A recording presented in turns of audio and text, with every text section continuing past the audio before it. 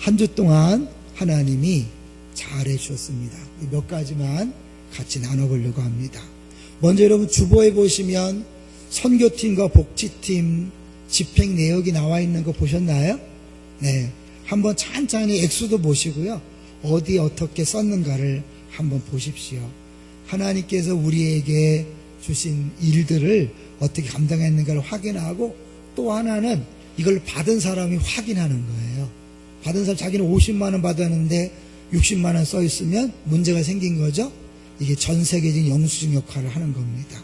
네, 이렇게 하면서 느끼는 게 올해 경기가 아주 어려웠잖아요. 무지 힘들었는데 성도님들이 힘써서 헌금했기 때문에 가능한 거죠. 여러분, 이 돈이 어디서 나왔겠어요? 여러분의 헌금이 이렇게 쓰임받았다는 사실을 기억하시고 위로받으시고요. 또 힘내시기 바랍니다. 여기까지 인도하신 하나님께 감사하고 또 열심히 헌금하신 여러분들에게 특별히 감사를 드립니다. 두 번째로는 지난주 이제 토요일 날 어제 체마학교 2학기 수료식이 있었어요. 거기는 이제 부모랑 함께 수료하는 거고요. 오늘은 유치부 제자훈련 수료식이 있다고 하더라고요. 저는 이렇게 이 부서의 또 교육자들과 일꾼들이 특별히 소수의 인원들에게 집중하는 이런 모습이 너무 아름다워요. 사실은요, 이게 교회가 전체가 모여서 은혜를 받는 것 중요하지만 남는 것은요, 소수가 특별히 훈련받은 게 남더라고요. 네, 그런 부분에서 이런 기회를 여러분이 잘 선용하셔서 아이들에게 복된 기회를 제공하는 부모들이 됐으면 좋겠어요. 수고하신 분들에게 감사를 드립니다. 세 번째로는 여러분 주보 한번 보시면 오늘부터 좀 바뀐 게 또 하나 있어요. 뭐가 바뀌었는지 혹시 아시나요? 금주의 성경 읽기 안에 보면 그 밑에 성경 속에 어려운 한자 단어 나와 있는 거 보시나요? 네, 이게 새롭게 들어갔죠. 이거는 우리 교회에 60년 동안 한자를 공부하신 분이 있어요. 60년을. 이분이 자기가 자원해서 성도들을 섬기고 싶다 찾아오셨어요. 우리 교회가 모든 성도가 봉사하는 교회를 꿈꾸니까 너무 감사한 일이죠. 특별히 이제 요 내용들은 이제 우리가 읽는 요한복음 11장부터 17장까지 안에 있는 어려운 한자들을 이제 몇 개씩 골라서 할 거예요, 매주. 저는 얘기 듣다가 깜짝 놀란 게요. 예수님 말씀이 화 있을진저 외식하는 자들아 할 때 그 외식을 잘 모른다고 하더라고요. 여러분, 외식이 무슨 외식입니까? 바깥에서 밥 먹는 건가요? 그렇게 알고 있는 분이 굉장히 많대요. 그래서 아마 예수님은 바깥에 밥 먹는 걸 싫어하나 보다, 이런 분이 있다는 거예요. 그래서 이분이 아주 막 침을 튀기면서 이거 해야 된다고 막 해서 하자고 해서 하는 거예요. 그래서 여러분 잘 보시고요. 우리가 이 잘못 알고 있는 것들을 제대로 알면서 성경을 읽으시면 좋겠습니다. 자, 그런 의미에서요.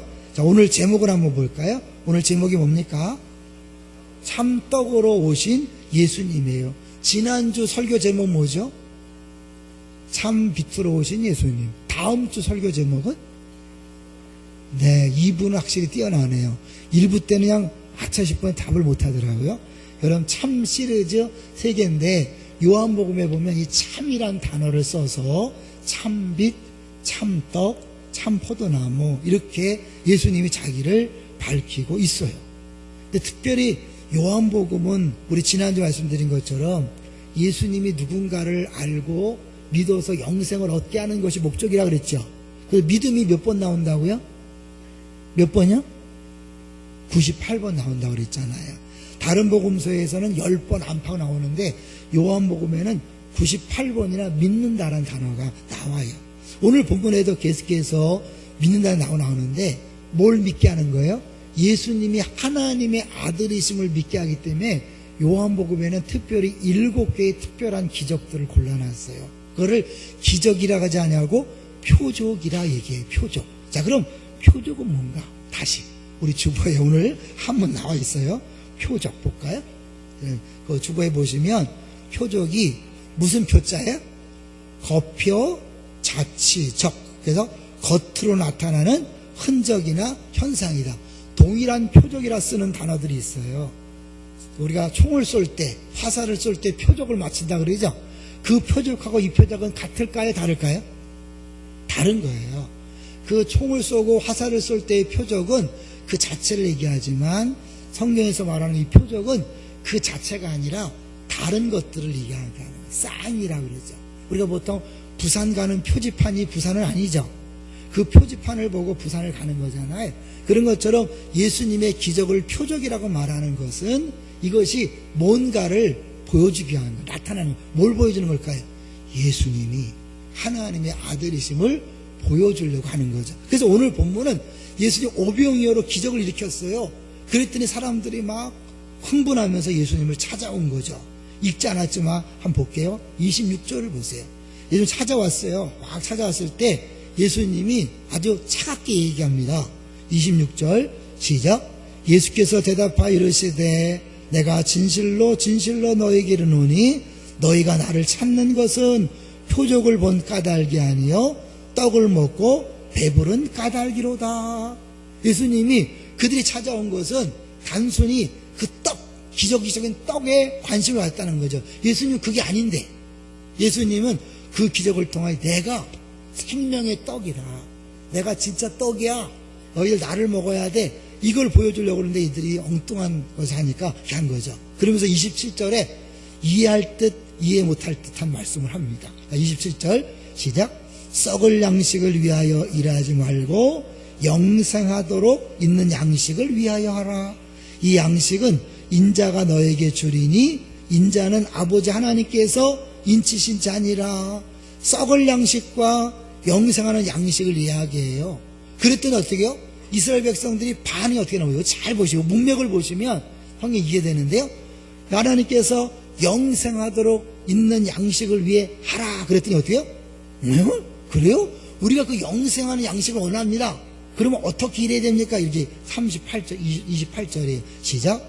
그들이 묻되 우리가 어떻게 하여야 하나님의 일을 하오리까? 이 문맥은 일이 핵심이에요, 여러분. 이걸 그냥 일이란 단어를 생각하자고 보면 헷갈려요. 결국 이들이 왜 이런 얘기를 했어요? 영생하도록 있는 양식, 영생을 위하여 무슨 일을 해야 되냐고 묻는 거예요. 부자 청년 기억나요? 부자 청년이 어떻게 하여 영생을 얻으리까?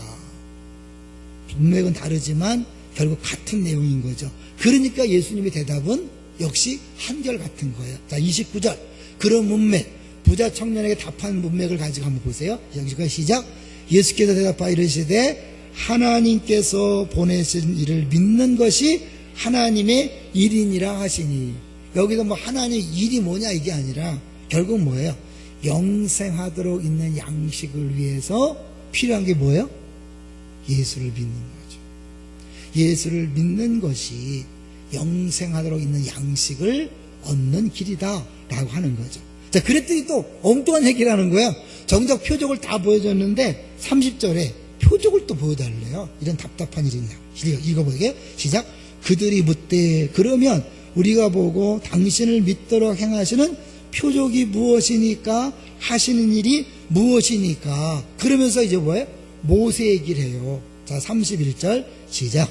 기록된 바 하늘에서 그들에게 떡을 주어 먹게 하였다 한과 같이 우리 조상들은 광야에서 만나를 먹었나이다. 이건 알게 모르게 뭐냐면 모세처럼 우리에게도 매일매일 떡을 주십시오 라는 그런 게 들어있는 거죠. 근데 사실은 이 예수님은 의도적으로 이 오병이어의 기적을 언제 행했을까요? 언제? 6월절에 했어요. 자, 우리 6장 앞부분 가보세요. 6장 4절에 보시면 예수님이 표적을 행하시는데 이 특별히 오병이어의 표적을 4절, 6장 4절 보세요. 마침 유대인의 명절인 6월절이 가까운지라. 6월절은 결국 뭐 출애굽과 연관되는 거잖아요. 예수님이 6월절에 오병이어의 기적을 행함으로 그것 통해 나타난 게 뭐예요? 내가 모세가 만나를 준 것처럼 진짜 떡을 주는 그런 하나님의 아들이라는 것을 보여주기 원하는 거예요.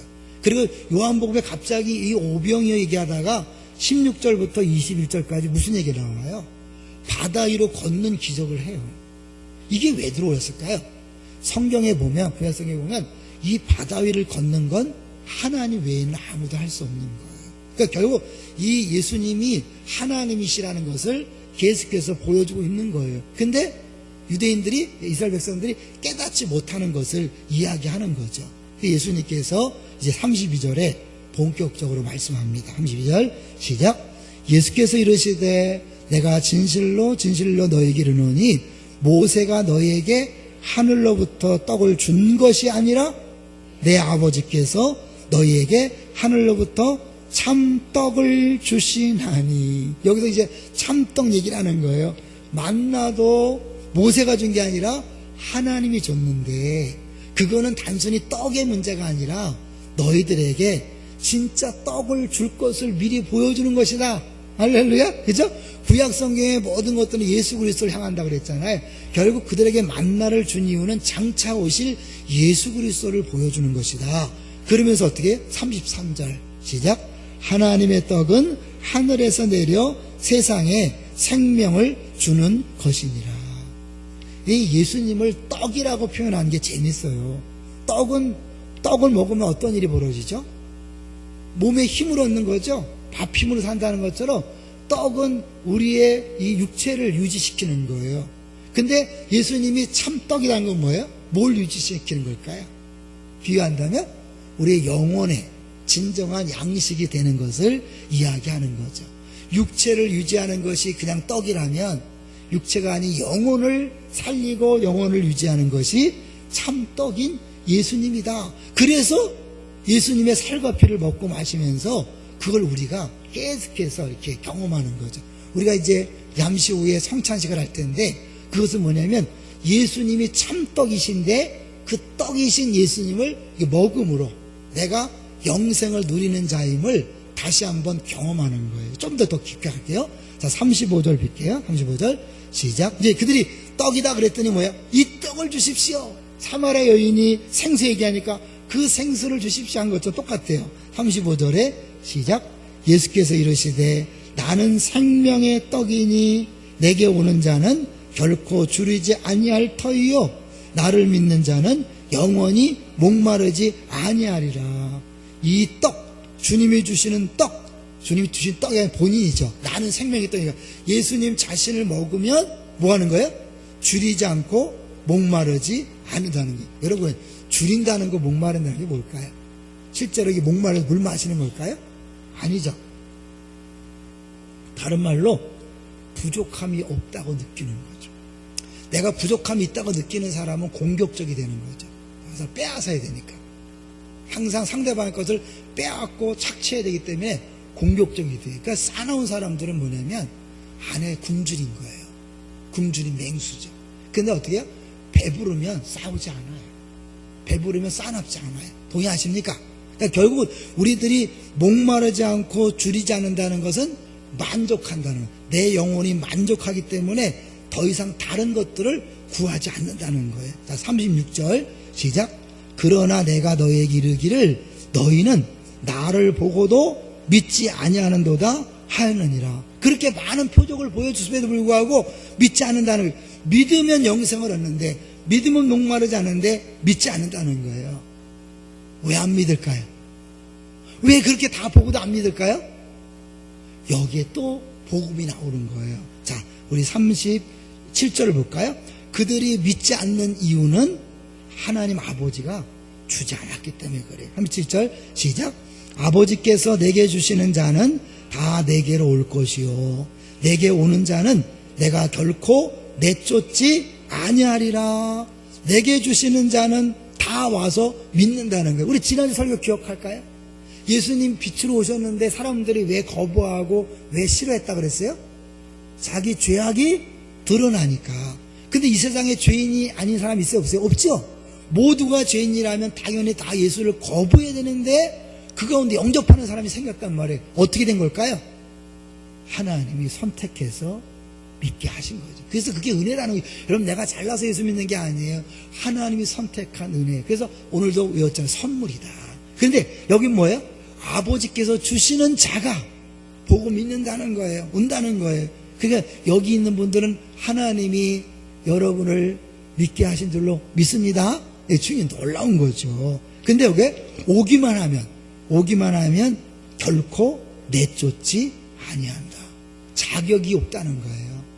우리가 어떤 신분이냐, 어떤 인종이냐, 돈이 많으냐 적으냐, 실력 있냐 없냐 아무 상관이 없는 거예요. 하나님이 택했고, 그래서 우리 마음이 하나님 앞에 가고 싶어도 예수님 앞에 오면 100% 누구나 다 구원받는 줄로 믿습니다.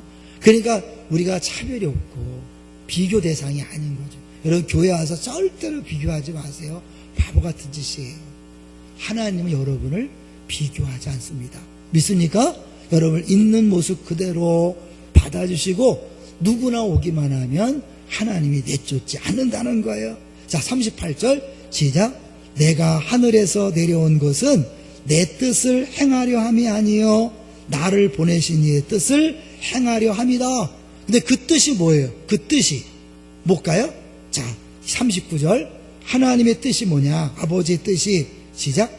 나를 보내신 이의 뜻은 내게 주신 자 중에 내가 하나도 잃어버리지 아니하고 마지막 날에 다시 살리는 이것이니라. 한 명도 잃어버리지 않고 다 끝까지 그를 구원하는 거예요. 그래서 우리 예수 믿으면 중간에 탈락되는 사람이 없어요.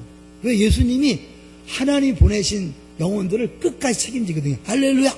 언제까지? 마지막 날에 다시 살려서 영원히 살게 하는 거죠. 그 40절에 다시 한번 반복합니다. 시작.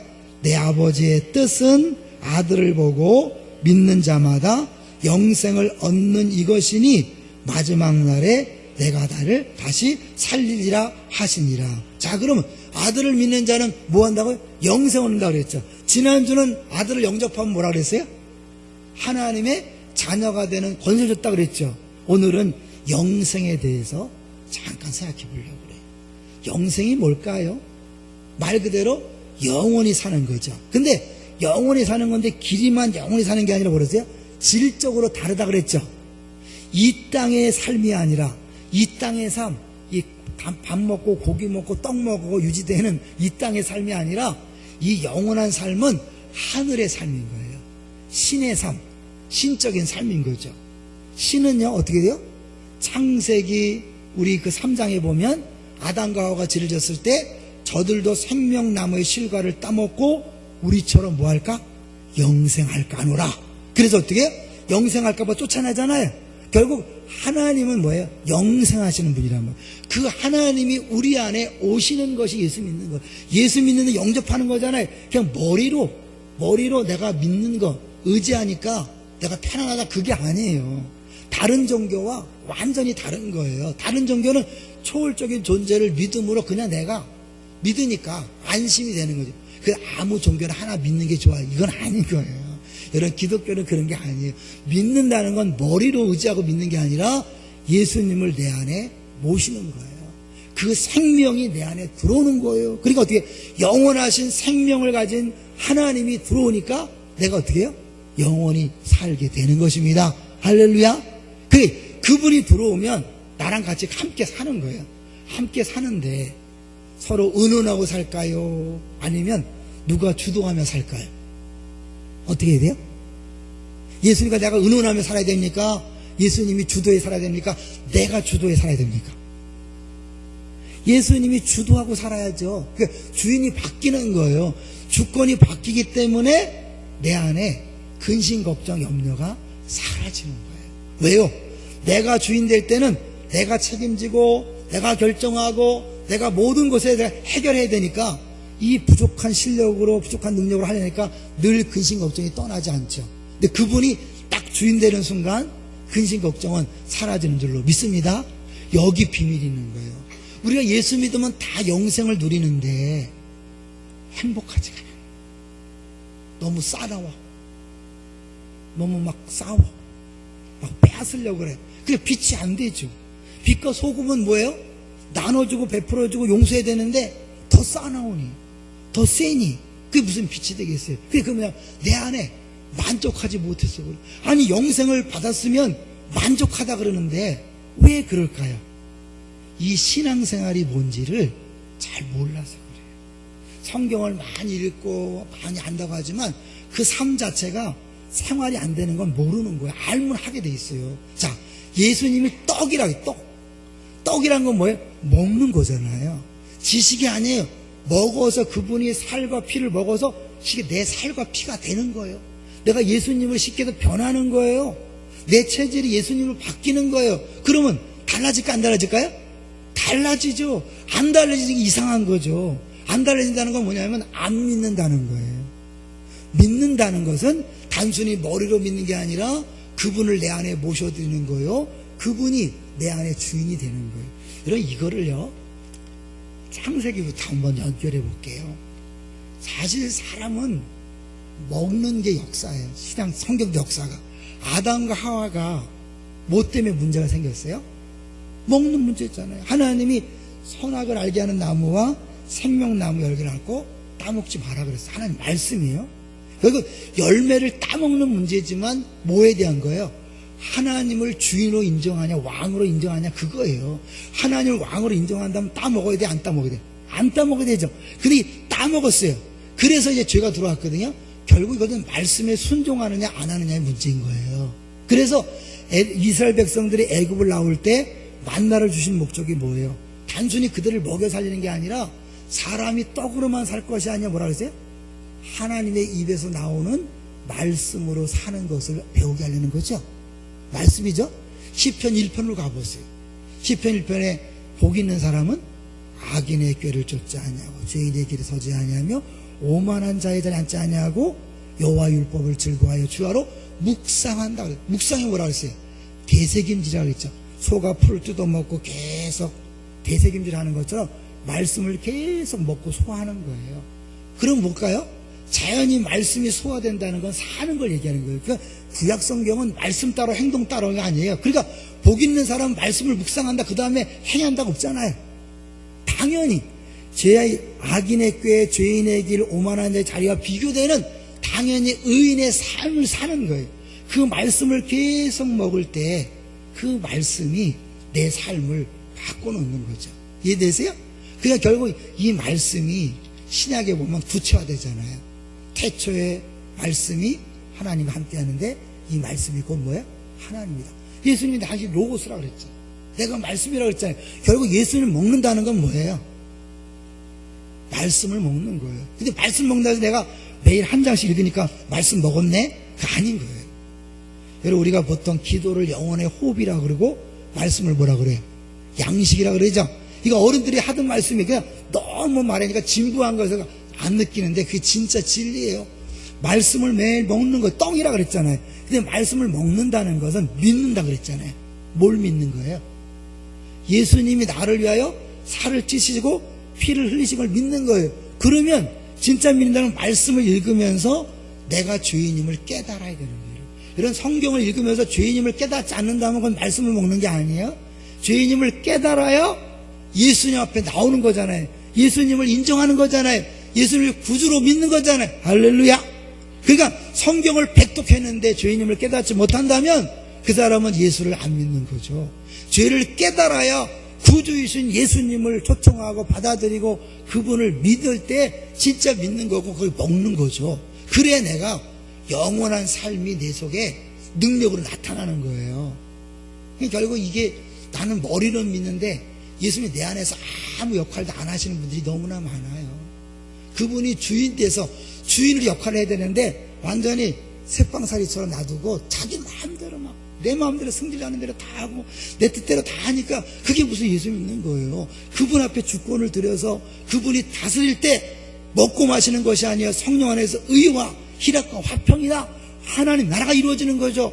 하나님 나라를 얘기하는데 자기가 왕 노릇하면 어떻게 하나님 나라가 되겠어요. 그분이 왕이 돼서 통치하도록 내어드린 거예요. 연합이라는 것. 주님이 우리 안에 왔다는 것은 내가 주인 되는데 꼽살이 끼는 게 아니에요. 그분이 나의 주인이 되는 거예요. 그래서 연합이라는 부분을 얘기할 때 이제 테레사라는 분이 있었어요. 이분은 마더 테레사가 아니라 그 사람과 다른 테레사예요. 이제 그분이 아빌라의 테레사인데 하나님 앞에 기도하는데 이런 소리가 들렸대요. 내 안에 나를 가두려고 수고하지 말아라. 대신 내 안에 내가 갇히도록 하여라. 여러분 내가 주님을 마음대로 조종하는 게 아니에요. 내가 주님 앞에 완전히 갇혀서 그분 앞에 순종하는 거예요. 예, 그렇게 하겠습니다. 저를 주님 안에 가두어 주십시오. 응답하자마자 그녀는 즉각적으로 일종의 영적 자유를 얻게 되었다고 그렇게 고백합니다. 이분이 죽을 때 아무것도 남기지 아니하고 딱 세 문단의 시만 남겼어요. 제목은 하나님 한 분만으로 만족한다. 솔로 디오스 바스타라는 내용인데요. 제가 한번 읽어드릴게요. 어느 곳에도 마음이 흔들리지 마라. 어떤 것도 걱정하지 마라. 모든 것은 지나가는 것이다. 그러나 하나님은 결코 변치 않으시다. 인내함으로 모든 것을 행할 것이라. 하나님을 지닌 자 부족함이 없나니. 다른 말로 하나님이 지닌 자 아무것도 원하지 않는다네. 하나님만으로 만족하도다. 이게 일생 동안 기도와 시와 찬양을 하며 살던 사람이 마지막에 써놓은 글이에요. 이분이 어느 날 너무 은혜가 쏟아져서 이런 고백을 했대요. 주님, 이제 더 이상 안 주셔도 됩니다. 아무것도 안 주셔도 됩니다. 되었습니다. 이젠 전 주님만으로 만족합니다. 주님만으로 만족하니까 아내한테 뭘 요구할 게 없는 거예요. 왜 부부싸움해요? 왜 부부싸움하죠? 아내가 좀 내 마음대로 해달라는 거잖아요. 부족하니까 그런 거예요. 왜 남편한테 요구사항이 그렇게 많아요? 내가 부족한 걸 채워달라는 거잖아요. 부모에게 자녀에게 왜 갈등이 있어요? 내 부족을 채워달라는 거잖아요. 채워줄 수 있나요? 채워줄 수 없어요.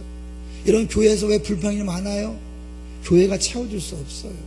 사람이 채워줄 수 없어요. 누가 채워줘요? 하나님만이 채워주는 거예요. 그리고 이미 예수 그리스도를 주심으로, 생명의 떡을 주심으로 우리에게 완전한 만족을 주신 줄로 믿습니다. 근데 우리가 그것을 못 누리고 있을 뿐이에요.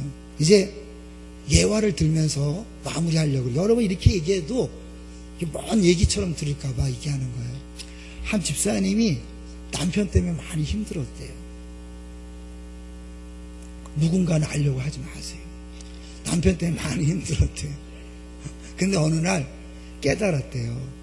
왜 남편 때문에 힘들었냐면, 가장인데 왜 가장 노릇을 안 할까?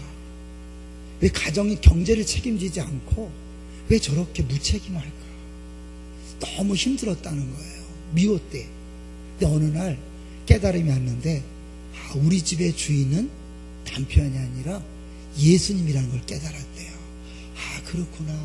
예수님 우리 집의 주인인데, 가장인데, 그렇게 보니까 남편이 불쌍해 보이더래요. 여러분, 그거예요. 남편을 책임자로 알면 미운 거예요. 누군가 해결자로 알면 미운 거예요. 그런데 그 사람이 주인 될 수 없어요. 왕 될 수 없어요. 괜히 왕 노릇하는 거지 왕 될 수 없어요. 책임 못 지잖아요. 그러니까 불쌍히 여기셔요. 그러니까 결국 주인이 누구냐를 아는 순간 자유해지는 거예요. 여러분, 우리 가정의 주인이 예수님이라는 사실을 아는 순간 자유해지는 거예요. 마찬가지로 내 인생의 주인이 예수님인 것을 아는 순간 여러분이 더 이상 근심 걱정을 하지 않는 거예요. 자, 제 얘기를 하고 여러분 더 피부로 와닿게 하려고 하고 마치려고 그래요. 2006년 8월 27일 날 첫 예배를 드리고 9월, 10월 2달 동안은 안산동산교회 함께 재정을 같이 해서 아무 문제가 없었어요. 2달이 지나고 10월 29일 날 파송 예배를 드린 다음에 11월 첫째 주에 이제 드디어 독립이에요. 독립하면 우리가 책임을 져야 돼요. 우리 교육자들, 직원들, 이 교회를 유지하기 위해서 헌금이 필요합니다. 근데 그 당시만 해도요, 등록 인원이 그렇게 많지 않았어요. 그냥 왔다 갔다 하는 사람들이 많았죠. 그렇기 때문에 헌금이 얼마 들어올까? 사람들은 얼마나 올까? 이게 고민이었어요. 너무 고민이 됐어요. 부목사 때 전혀 고민 안 했어요.